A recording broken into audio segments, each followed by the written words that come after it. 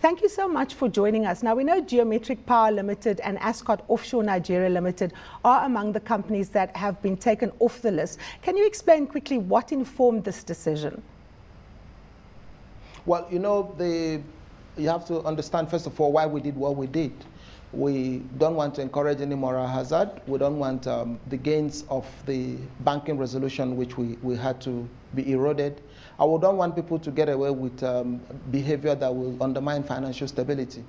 Now, we extracted these figures and the data from the books of AMCON. And basically, we're a regulatory agency. We regulate AMCON. And it's on the basis of the information that we've got. But we understand that for some of them, they're not direct obligors. I think in a case or two, they are 100% owned by AMCON, and basically it's an AMCON entity. And these are all the things. And these things keep moving from time to time. There are some of them that have met the conditions of AMCON. So for us, the thing is to send out the message that the NPLs that we cleaned out of the banking sector should not find their way back. And now, people should not be encouraged. Yeah, let me just come in here. Will you please clarify the implications of this directives? Are banks expected to unwind any lending they may have made to these listed companies? Well, not necessarily unwind, but we don't want fresh credit going in. Because remember that in principle, about 90% of such assets that they create are created with depositors' funds. And we don't want depositors' funds to be at risk. And like I said, we don't want to encourage profligate behavior and the moral hazard that comes from not punishing those who take loans without paying back. So at the end of the day, what we've done is that the loans that have been sequestered are no longer active in the system. The NPL level has fallen drastically, since these actions were taken.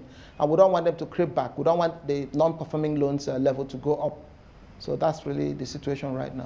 A final question. Has the central bank considered the impact of this move on the economy? Because some of these borrowers are, of course, very big players.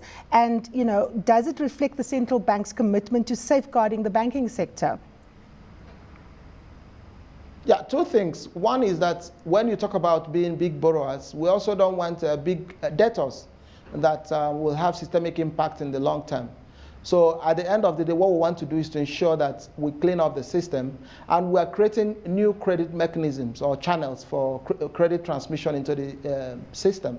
And we believe that those new credit transmission systems, and then the corporates and the commercials and the SMEs that can pay back are the ones we would like to concentrate on.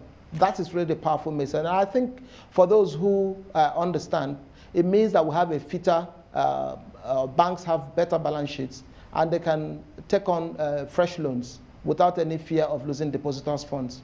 Well, that's where we have to leave it. That's the spokesperson for the Nigerian Central Bank. Thank you so much for joining us.